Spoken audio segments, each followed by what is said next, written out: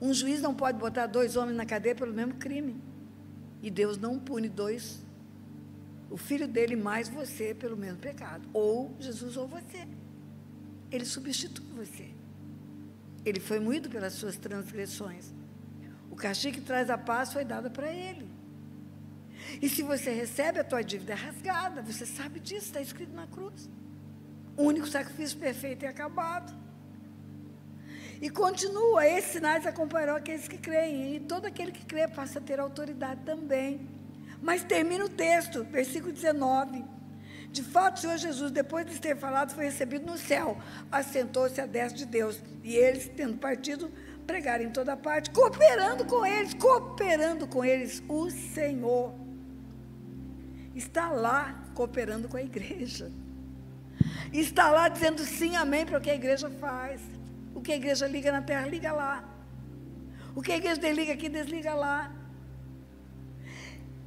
E eles, sendo partido, pregaram em toda parte, cooperando com eles o Senhor e confirmando a palavra por meio de sinais que se seguiam. Ele fala assim, amém, o que eu falo aqui acontece. Levanta a mão a pessoa, vem entregar a vida para Jesus. Eu oro e falo, ligo a vida dela ao reino da luz. Lá no céu ele confirma a minha palavra. Desligo a vida dela do império das trevas. Porque a conversão de um homem é retirada do império das trevas para o reino da luz. Está escrito em Colossenses, capítulo 1, versículo 13. Sai do império das trevas para o reino do Filho do amor de Deus, que é Jesus. Quando o pastor aqui na frente fala, eu ligo a tua vida ao reino da luz, lá no céu tem um sim, um amém. Ele confirma com os sinais. Ele tira tudo que está em condenação sobre sua vida, risco escrito da dívida, lança na cruz, escreve o teu nome no livro da vida, dá ordem aos anjos a teu respeito, muda a tua eternidade. Não muda só o lugar onde você vai congregar. Você estava congregando em lugar de trevas, agora você vem para o lugar da luz. Não é só isso. Muda a sua eternidade. Muda a sua eternidade e muda a sua descendência. É filhos, netos, bisnetos, tataranetos. Todo mundo recebe um legado. Porque a palavra de Deus diz, jamais vi um justo desamparado, nem a sua descendência mendigar o pão. Crê no Senhor Jesus, será salvo tu e a tua casa. Casa é parentela, família. Raabe, a prostituta da muralha de Jericó, a cananeia, foi salva e a casa dela toda, a parentela toda. E parentela não é pai e mãe só não, é tio, é avô, é primo, é sobrinho. O plano de Deus é esse para nós. A entrega do filho dele na cruz é para isso. Mas como o mundo vai saber esse plano, se eu concordo com a mentira do diabo, que fica pregando sofismas, enganos, fica relativizando a cruz, dizendo que não é bem assim? Isso é coisa de crente radical, queridos. Eu tenho pregado também com muita insistência, que está escrito em Malaquias 13:8, 2 terços da terra vai perecer, só 1 terço vai ser salvo. Esse terço que vai ser salvo, vai ser limpo, vai ser limpo, vai ser limpo. O Senhor diz, como eu purifico o ouro, como eu purifico a prata, eu vou purificar. É Zacarias, não é Malaquias, Zacarias 13:8. Como se purifica o ouro e como se purifica a prata. Como que purifica? Tira a escória. Em toda a terra, diz o Senhor. Quem que está dizendo? Fala, é o Senhor, fala. Não sou eu, é o Senhor. E a voz do Senhor é a voz que todo mundo tem que ouvir. Em toda a terra, diz o Senhor, 2 terços delas serão eliminados e perecerão, mas a terceira parte restará nela. E olha como vai ficar a terceira parte para restar. Passa outro versículo, querido, por favor, que eu quero que todos leiam. Farei passar a terceira parte pelo fogo, e a purificarei e a provarei, como se prova o ouro e a prata. Ela invocará o meu nome, e eu a ouvirei, e direi, é o meu povo. E ela dirá, é o meu Senhor. Você entende essa profecia? Você entende que mais serão os que irão para o inferno, dos que irão para o céu? Um dia eu estava num seminário lá em Curitiba, e um apóstolo foi dar uma aula no seminário. E o apóstolo chega e fala para aquele mundo de pastores: Deus é bom, Ele é. Deus é amor, e Ele é. Deus tem um amor profundo por vocês, e Ele tem. Ele diz: nenhum vai perecer na face da terra, no fim todo mundo vai se salvar.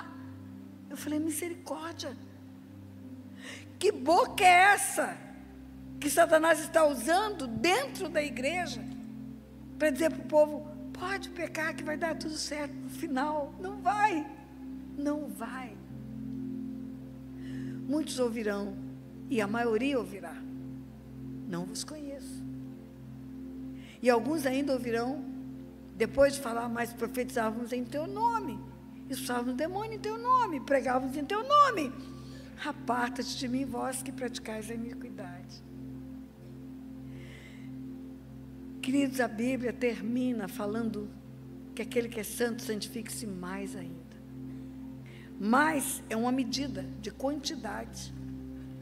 Então eu posso ter uma gradação de santificação. Eu posso ter o começo da minha caminhada, uma decisão de entrar por um caminho de limpeza, e nesse caminho eu vou ser limpo pela palavra. Eu sou a videira verdadeira, meu pai é agricultor, todo homem que está em mim, meu pai limpa. E vós sois limpos pela palavra que eu vos tenho falado. Tenho é uma continuidade, não é pela palavra que eu falei um dia. Eu estou falando essa palavra. Eu estou falando essa palavra. E termina a Bíblia que nós conhecemos e que usamos para pregar esse evangelho há tantos anos. Versículo 18 de Apocalipse 22. Eu, a todo aquele que ouve as palavras da profecia deste livro, testifico: se alguém lhes fizer qualquer acréscimo, Deus lhes acrescentará os flagelos escritos nesse livro. E se alguém tirar qualquer coisa das palavras desse livro, dessa profecia, Deus tira a parte da árvore da vida, da cidade santa e das coisas que se acham escritas nesse livro. E eu falei o que desse livro? Santifique-se. E no versículo 11, diz assim, versículo 16, disse-me ainda: não seres as palavras da profecia deste livro, porque o tempo está próximo. Continue o injusto fazendo injustiça. Continue o imundo ainda sendo imundo. E o justo continue a prática da justiça. E o santo continue a santificar-se. Justiça na Bíblia não é julgamento.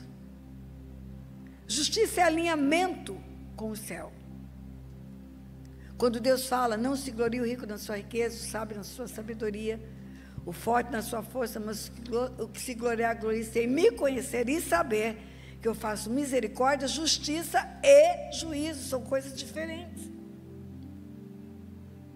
Quando Jesus vai ao batismo, João Batista fala: eu é que tinha que ser batizado pelo Senhor. Ele fala: deixa por enquanto, importa que se cumpra toda a justiça. Não é julgamento, é alinhamento com o céu.